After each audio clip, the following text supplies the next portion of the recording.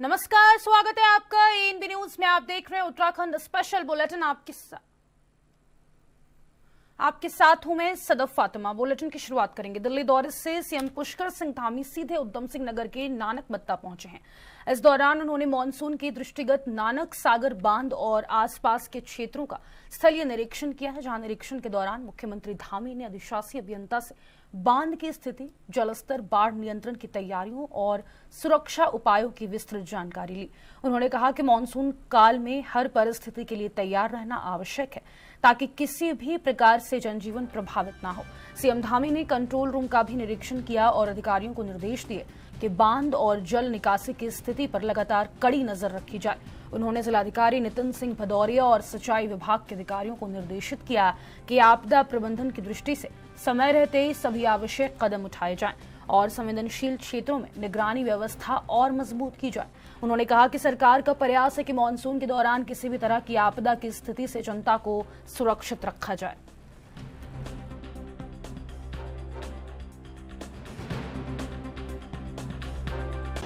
पूरे राज्य की आज भी समीक्षा हुई है और चूंकि राज्य के अंदर इस समय हमारे कुछ जिले रेड अलर्ट में हैं और कुछ जिले ऑरेंज अलर्ट में हैं, यानी कि पूरा का पूरा राज्य हमारा ऑरेंज और रेड में है। अगले 24 घंटे 48 घंटे हमारे लिए बहुत अलर्ट के हैं और इसमें हम सबको पूरी निगरानी रखनी है। पूरा हमारा जिला प्रशासन के लोग, एनडीआरएफ, एसडीआरएफ, सभी विभागों को सब जगह निगरानी रखते हुए, क्योंकि 24 घंटे अलर्ट मोड में रहना है, इसी को लेकर यहाँ भी मैदानी जिलों में, चूँकि पर्वतीय क्षेत्रों में बारिश हो रही, तो ये नानक सागर डैम बहुत बड़ा इस क्षेत्र के चारों तरफ से होने वाला जो बारिश है उसका पानी यहाँ पर स्टोर किया जाता है और उसको आवश्यकता अनुसार रिलीज भी किया जाता है। तो उसको भी आज हम लोगों ने देखा है। लगभग अभी खतरे के निशान से 5 फुट नीचे अभी ये डैम का पानी है। लगभग 60% यहाँ भरा गया है। देवा नदी है आगे, इसे लगातार इसको डिस्चार्ज किया जा रहा है। उत्तराखंड के खटीमा में 1 सितंबर 2025 को 1994 के गोलीकांड की 31वीं बरसी के अवसर पर मुख्यमंत्री पुष्कर सिंह धामी ने शहीद स्मारक पर पहुंचकर शहीदों को श्रद्धांजलि अर्पित की। उन्होंने शहीदों की प्रतिमा शिला पर माल्यार्पण किया और उनके परिजनों को शॉल भेंट कर सम्मानित किया। इस अवसर पर आयोजित श्रद्धांजलि सभा में मुख्यमंत्री ने कहा कि 1 सितंबर 1994 को खटीमा में हुए गोलीकांड ने उत्तराखंड राज्य आंदोलन को नई दिशा दी है। उस दिन 7 आंदोलनकारियों भगवान सिंह सिरौला, प्रताप सिंह, सलीम अहमद, गोपीचंद, धर्मानंद भट्ट, परमजीत सिंह और रामपाल ने अपने प्राणों की आहुति दी। उन्होंने शहीदों के बलिदान को उत्तराखंड जनता के लिए प्रेरणा स्रोत बताया और उनके सपनों के अनुरूप समृद्ध और विकसित उत्तराखंड बनाने का संकल्प दोहराया। मुख्यमंत्री ने यह भी कहा कि राज्य सरकार शहीदों के परिजनों और आंदोलनकारियों के कल्याण के लिए निरंतर प्रयासरत। हमारा राज्य नए राज्य के रूप में गठन हुआ। आदरणीय अटल बिहारी वाजपेयी जी की सरकार उस समय देश में थी और उनके हम सब के उत्तराखंड वासियों के अनुरोध को, आंदोलन को मानते हुए राज्य स्थापना हुई और आज हमारे प्रधानमंत्री आदरणीय श्री नरेंद्र मोदी जी अटल जी के बनाए हुए राज्य को संवारने के लिए हर संभव हमको सहयोग दे रहे हैं। हर संभव जो भी हम उनसे अनुरोध करते हैं हमको स्वीकृति मिलती है। हमारा प्रयास है कि उत्तराखंड राज्य के आंदोलनकारियों की भावना के अनुरूप, उनकी अपेक्षाओं के अनुरूप, उनके सपनों के अनुरूप उत्तराखंड राज्य का निर्माण करें। उत्तराखंड राज्य हमारा हिंदुस्तान का श्रेष्ठ राज्य बने, ये हमारा विकल्प रहित संकल्प है। और प्रधानमंत्री जी ने बाबा केदार की भूमि से सभी उत्तराखंड वासियों को संबोधित करते हुए कहा था कि ये दशक उत्तराखंड का दशक होगा। इस दशक में उत्तराखंड अपनी बुलंदियों को छुएगा, शिखर तक पहुंचेगा, प्रगति के नए आयाम स्थापित करेगा। उसको बनाने के लिए हमको पूरे प्राणों प्रण से आज खटीमा गोलीकांड की 31वीं वर्षगांठ है। उसी जितने भी हमारे वीर शहीद हुए हैं उन सभी को मैं श्रद्धा सुमन अर्पित करती हूँ और मुख्यमंत्री जी का बहुत बहुत धन्यवाद करूँगी कि आज इतनी वर्षा के बावजूद वो यहाँ आए और उन्होंने अपना जो प्रण लिया था, आज 5 मुख्यमंत्री बनने के बाद 5वीं बार वो यहाँ पर आए और इतनी वर्षा के बावजूद भी उन्होंने अपना कार्यक्रम स्थगित नहीं किया। और दूसरा, जो उन्होंने टीन शीट की घोषणा करी थी, आज यहाँ होने की वजह से आप देख रहे हैं कि सभी लोग अच्छी तरीके से यहाँ कार्यक्रम को हम लोग आयोजित कर पाए और सभी लोगों ने यहाँ अपनी सहभागिता की। मुख्यमंत्री पुष्कर सिंह धामी ने मौसम विभाग द्वारा अगले कुछ दिनों के लिए प्रदेश के अधिकांश जनपदों के लिए जारी रेड और ऑरेंज अलर्ट को देखते हुए शासन और जनपद स्तरीय अधिकारियों को अतिरिक्त सावधानी बरतने के लिए 24/7 अलर्ट पर रहने के निर्देश दिए हैं। इस दौरान उन्होंने कहा कि अत्यधिक वर्षा के कारण राज्य के सामने लगातार चुनौतियां बनी हुई हैं और मौसम विभाग के पूर्वानुमान के अनुसार आने वाले कुछ दिन चुनौतीपूर्ण रहने वाले हैं। उन्होंने सभी अधिकारियों को निर्देश दिए कि आम नागरिकों की सुरक्षा के लिए समुचित कदम उठाए जाएं, भूस्खलन के दृष्टिगत मार्गों में विशेष सतर्कता बरती जाए और मैदानी क्षेत्रों में जलभराव की आशंका को देखते हुए सभी एहतियाती कदम उठाए जाएं।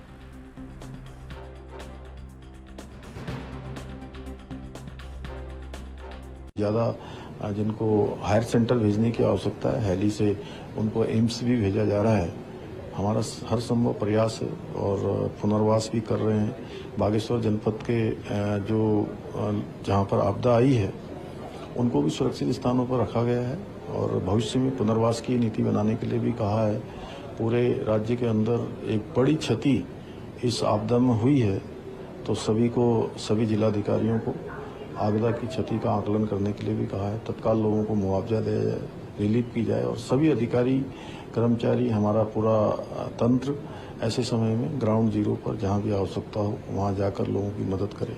हमारे पुलिस विभाग के लोग, STRF के लोग लगातार काम कर रहे हैं और सबसे पहले राहत और बचाव के कामों में चल रहे हैं। इसी प्रकार रुद्रप्रयाग जनपद में भी बड़ी आपदा आई है, वहाँ पर भी बचाव और राहत के काम चल रहे हैं। सभी लोगों को हर प्रकार से जो सहायता हो सकती है की जा रही है। बीजेपी विधायकों का मुख्यमंत्री से मिलने का सिलसिला चल रहा है, जिससे प्रदेश ने एक बार फिर कैबिनेट विस्तार की चर्चाएं तेज कर दी है। संभावना है कि प्रतिपक्ष के बाद कैबिनेट विस्तार हो जाए, लेकिन इस बीच पूर्व मुख्यमंत्री हरीश रावत कैबिनेट विस्तार को लेकर चुटकी लेते नजर आ रहे हैं। मुख्यमंत्री एक कुशल राजनीतिज्ञ हैं। वो जानते हैं कि जैसे ही अंगूर का गुच्छा दावेदारों के मुंह में गिराया तो वो सरकार की जड़ें खोदने में लग जाएंगे, फिर सरकार की स्थिरता खत्म हो जाएगी। इसीलिए विस्तार नहीं किया जा रहा है। उन्होंने कहा कि संगठन के पद पहले ही बांटेंगे, इसलिए अभी मंत्रिमंडल विस्तार के लिए और समय लगेगा।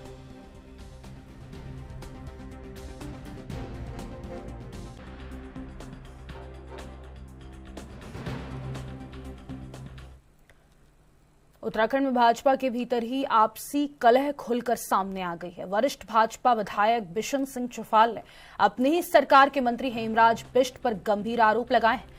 चुफाल का आरोप है कि हेमराज बिष्ट ने उनके विधानसभा क्षेत्र के गरीब मरीजों की आर्थिक सहायता से जुड़ी कई फाइलें गायब करवा दी है। इस विवाद को लेकर कांग्रेस विधायक प्रीतम सिंह ने भी सरकार पर निशाना साधा। उन्होंने कहा कि भाजपा की अंदरूनी खींचतान जो पहले छिपी हुई थी वह अब खुलकर सामने आ गई है। घटना भाजपा के भीतर चल रही आपसी मतभेद और गुटबाजी को उजागर करती है।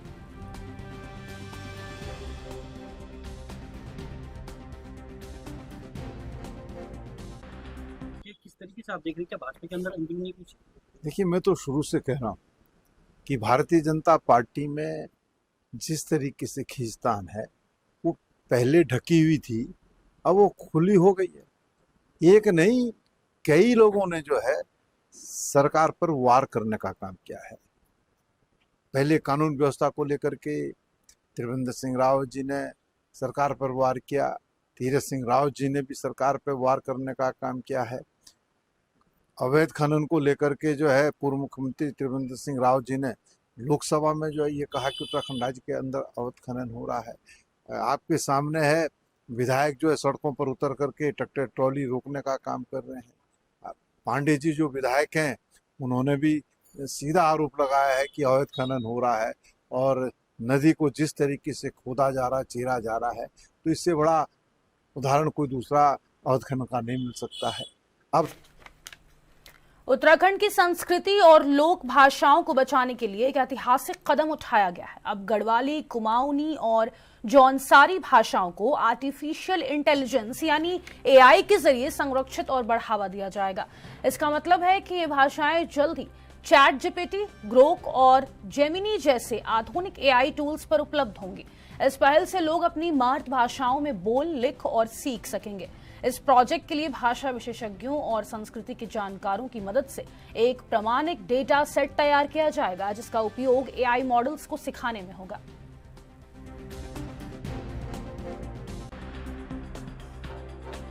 क्योंकि अभी तक जो सरकार को जो करना चाहिए था, जो पठन पाठन के लिए भी स्कूलों में बताया जा रहा था, वो हुआ नहीं होगा। अब शुरुआत हो रही है धीरे धीरे। हम तो बहुत इफेक्टिव शुरुआत करने जा रहे हैं।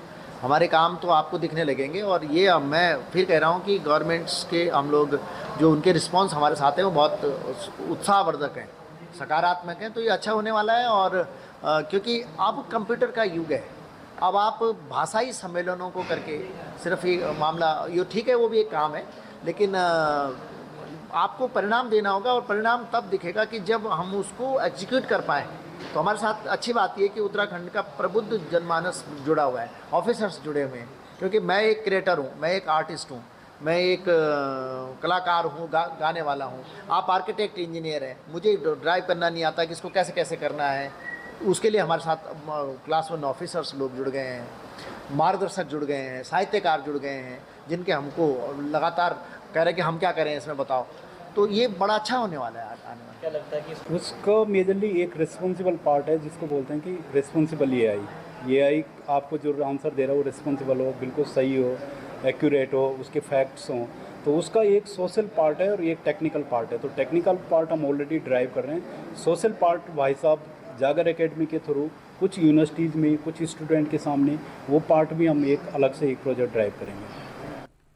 देहरादून से खबर सामने आ रही है। यहाँ ग्राफिक एरा डीम्ड यूनिवर्सिटी के वैज्ञानिकों ने एक ऐसी तकनीक खोज निकाली जिससे विमान और ड्रोन रडार की पहुंच से बाहर हो जाएंगे। वैज्ञानिकों ने एक ऐसा मिश्रण तैयार किया जिसे किसी विमान या ड्रोन पर लगा दिया जाए तो वह रडार पर दिखाई नहीं देगा। केंद्र सरकार ने इस खोज का पेटेंट ग्राफिक एरा के वैज्ञानिकों के नाम कर दिए। यह खोज यूनिवर्सिटी के इलेक्ट्रॉनिक्स एंड कम्युनिकेशन इंजीनियरिंग विभाग के वैज्ञानिक डॉक्टर वारज पवार और डॉक्टर विकास राठी ने की है।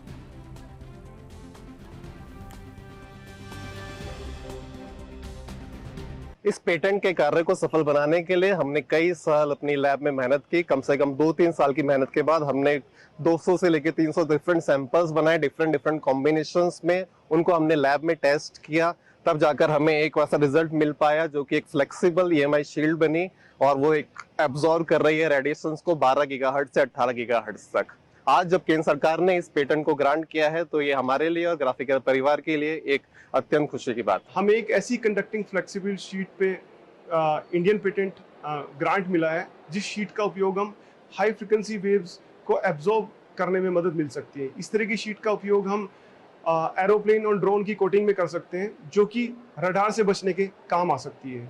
इस तरह की शीट का उपयोग हम वारफेयर और कम्युनिकेशन सिस्टम में कर सकते हैं। धन्यवाद। प्रदेश में मंत्रिमंडल विस्तार को लेकर लगातार चर्चाएं तेज हो गई है। मुख्यमंत्री पुष्कर सिंह धामी ने भी इसके संकेत दिए हैं। लगातार मुख्यमंत्री पुष्कर सिंह धामी से कहीं विधायक भी बारी बारी से मीटिंग कर चुके हैं। बीजेपी के प्रदेश प्रवक्ता कमलेश रमन ने कहा कि यह विशेष अधिकार मुख्यमंत्री का है और बहुत जल्द उम्मीद है कि कैबिनेट की जो रिक्त पद चल रहे हैं वे भरे जाएंगे। केंद्रीय नेतृत्व से हरी झंडी मिलने के बाद जो लंबा इंतजार उत्तराखंड में कैबिनेट विस्तार को लेकर है वह जल्द ही खत्म हो जाएगा।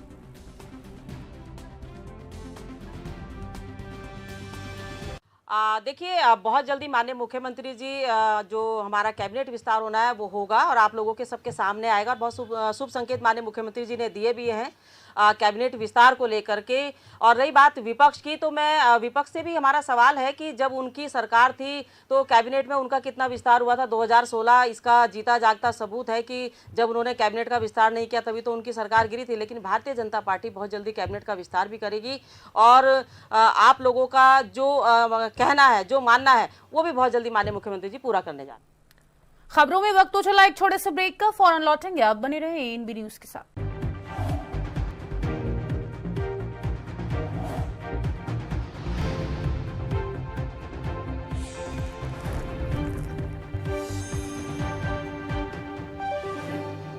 ब्रेक के बाद एक बार फिर से आप सभी का स्वागत है। आगे बढ़ेंगे। उत्तराखंड में लगातार बारिश ने तबाही मचाई हुई है। पहाड़ों पर खासकर बारिश से भारी बोल्डर और मलबा सड़कों पर आ रहा है, जिससे हादसे भी सामने आ रहे हैं। रुद्रप्रयाग गौरीकुंड हाईवे पर मुनकटिया में वाहन के ऊपर भारी बोल्डर गिरने से 2 लोगों की मौत हो गई। सोमवार सुबह सोनप्रयाग से गौरीकुंड की ओर जा रहा एक यात्री वाहन मुनकटिया भूस्खलन जोन में चट्टान गिरने की चपेट में आ गया। वाहन में ऊपर से एक बड़ा पत्थर आ गिरा। दुर्घटना में 2 लोगों की मौके पर ही मौत हो गई, जबकि 3 अन्य गंभीर रूप से घायल हो गए। वाहन में कुल 11 सवारियां मौजूद थी। हादसे की सूचना मिलते ही स्थानीय लोग और रेस्क्यू टीमें मौके पर पहुंची और घायलों को तत्काल सोनप्रयाग अस्पताल पहुंचाया गया है। इनमें से 2 घायलों को गंभीर अवस्था में हायर सेंटर रेफर किया गया। आज प्रातः सूचना प्राप्त हुई कि सोनप्रयाग और गौरीकुंड के बीच मुनकटा के पास एक शटल सेवा पर पत्थर और बोल्डर गिरने पर कुछ यात्री घायल हैं। तो तत्काल मौके पर एनडीआरएफ, एसडीआरएफ, यात्रा मैनेजमेंट फोर्स और पुलिस बल मौके पर पहुंचे, जिसमें रेस्क्यू कार्य किया गया, जिससे कि प्राथमिक उपचार के लिए सोनप्रयाग लाया गया, जहां पर डॉक्टरों ने 2 लोगों को मृत घोषित किया गया और 3 लोगों को गंभीर घायल बताया गया, जिससे कि तीनों को गंभीर घायलों को हायर सेंटर के लिए तत्काल रेफर किया गया। हरिद्वार में पुलिस की ताबड़तोड़ छापेमारी से मेडिकल स्टोर संचालकों में हड़कंप मच गया है। वरिष्ठ पुलिस अधीक्षक के आदेश पर कोतवाली नगर पुलिस ने थाना क्षेत्र के मेडिकल स्टोर्स की व्यापक चेकिंग की।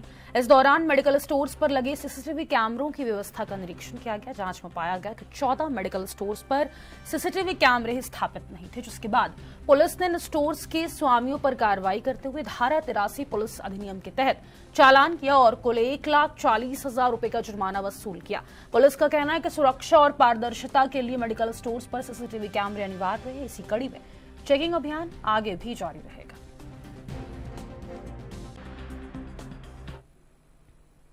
उत्तराखंड कांग्रेस में संगठन को मजबूत करने के लिए हाईकमान ने एक बड़ी पहल की है। प्रदेश के सभी 13 जिलों में संगठन सृजन कार्यक्रम चलाया जा रहा है। इस कार्यक्रम के तहत पार्टी के उन सभी कार्यकर्ताओं को तरजीह दी जाएगी जो लंबे समय से पार्टी में हैं और संगठन को मजबूत करने की कवायद कर रहे हैं। आपको बता दें, कांग्रेस में इस समय कार्यकर्ता काफी मायूस हैं। लंबे समय से प्रदेश में जनता के बीच अपनी पैठ बनाने में जुटे हुए हैं, लेकिन कोई खास सफलता नहीं मिल पाई। पिछले 2 लोकसभा चुनाव और 2 विधानसभा चुनाव में पार्टी की हार हुई है। कांग्रेस संगठन में वरिष्ठ नेताओं के बीच में मतभेद जैसी खबरें भी लगातार आती रही हैं। ऐसे में अब संगठन को मजबूत करने और सभी वरिष्ठ नेताओं को एक मंच पर लाने की हाईकमान की बड़ी पहल शुरू हुई है।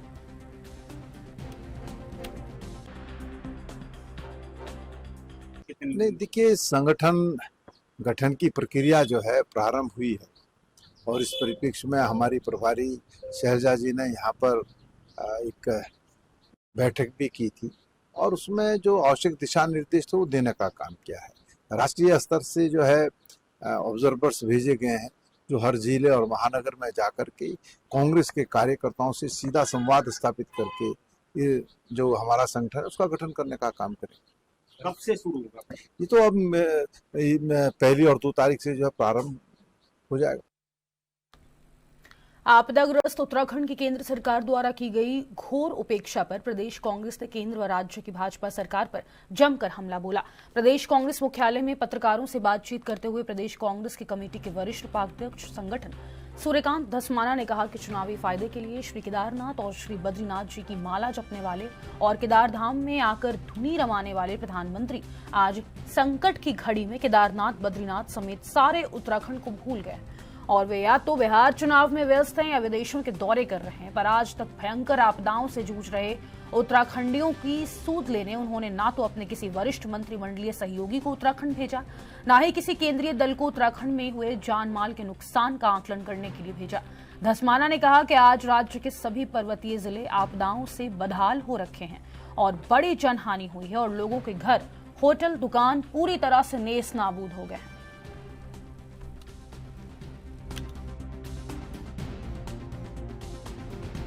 में आप लोग तो रोज कयास लगाते हैं, पूरी मीडिया, चाहे पोर्टल के लोग हों, चाहे इलेक्ट्रॉनिक मीडिया के लोग हों, चाहे हमारे प्रिंट मीडिया के लोग हों, मेन स्ट्रीम मीडिया के लोग हों, सोशल मीडिया के लोग हों, सारे इसकी जद में आ गए। मतलब राज्य में आप लोग अब विश्लेषण भी नहीं कर सकते, आप लोग इसका अंदाजा भी नहीं लगा सकते। आपके सारे सूत्र, आपके सारी जो सोर्सेज हैं, आपको बुक कर दिया जाएगा, मुकदमा कायम कर दिया जाएगा।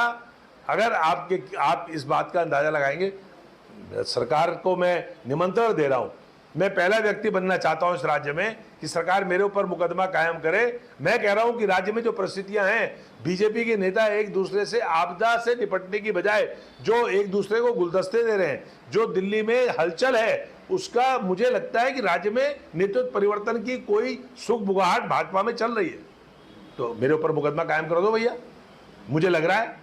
अब जब मुझे लग रहा है तो आप मेरे लगने पर अगर मुकदमा कायम करना चाहते हैं तो मैं तो आपको कह रहा हूं, आप इसे ऑन एयर करें, मेरे नाम से करें कि सूर्यकांत धस्माना जी ने कहा है कि प्रदेश में भारतीय जनता पार्टी के जो हालात हैं उससे लग रहा है कि राज्य में नेतृत्व परिवर्तन हो सकता है। राज्य में केवल मंत्रिमंडल विस्तार नहीं, पूरा का पूरा रिशफलिंग हो सकता है। देहरादून में एक राष्ट्र एक चुनाव के मुद्दे पर छात्र नेताओं ने एक सम्मेलन का आयोजन किया है। इसमें भाजपा के राष्ट्रीय संयोजक ओम प्रकाश धनखड़ और भाजपा प्रदेश अध्यक्ष महेंद्र भट्ट भी शामिल हुए। सम्मेलन को लेकर राष्ट्रीय संयोजक धनखड़ ने कहा कि 1967 तक देश में एक साथ चुनाव होते थे, लेकिन इंदिरा गांधी ने अपने स्वार्थ के लिए राज्यों के चुनाव अलग कर दिए। उन्होंने आरोप लगाया कि इससे धन और समय दोनों की बर्बादी होती है। वहीं भाजपा प्रदेश अध्यक्ष महेंद्र भट्ट ने बताया कि इस सम्मेलन में उत्तराखंड के अलग अलग जिलों से छात्र नेताओं ने हिस्सा लिया। उन्होंने कहा कि छात्र किसी भी आंदोलन की नींव होते हैं और इस सम्मेलन के बाद एक राष्ट्र एक के माहौल में उत्तराखंड में माहौल बना हुआ है।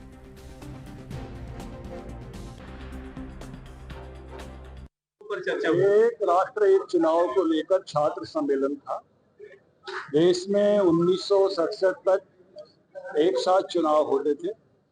इस क्रम को तोड़ने का काम 2 बार श्रीमती इंदिरा गांधी ने अपने स्वार्थ से किया। 67 की बजाय 72 में चुनाव होना था, 71 में चुनाव कराया अपने वर्चस्व से, और फिर 71 के बाद 76 में चुनाव होना चाहिए था। देश में आपातकाल थोप कर और चुनाव 77 में कराया, और तब से 58 सालों से देश के चुनाव का क्रम बिगड़ा हुआ।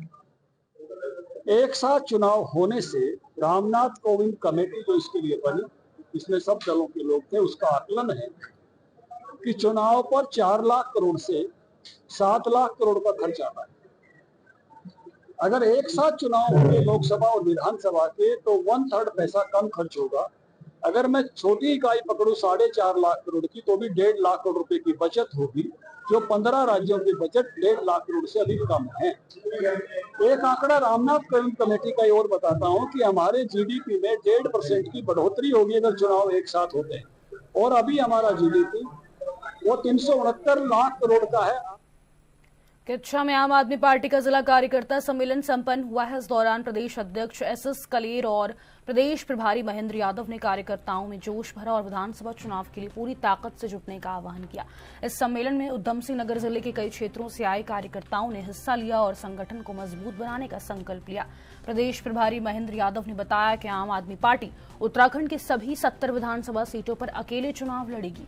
उन्होंने कहा कि पार्टी हमेशा से ही बिजली, पानी, शिक्षा, स्वास्थ्य और रोजगार जैसे जनहित के मुद्दों पर काम करती रही और आगे भी इन मुद्दों पर संघर्ष जारी रखेगी।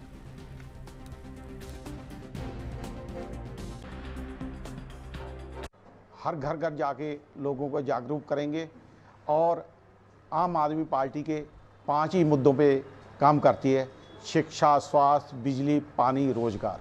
उन 5 मुद्दों पे काम करेंगे और जनता के लिए जो और भी कोई मुद्दा होगा उस पर भी जोर शोर से लड़ाई शुरू करेंगे। और हम अपना आज से अपना सदस्यता अभियान भी शुरू करवा रहे हैं और भी अलग-अलग विधानसभा के लिए संगठन का भी थोड़ा सा विस्तार करने के लिए मैंने प्रभारी जी को कहा है, तो वो बातचीत हो रही है।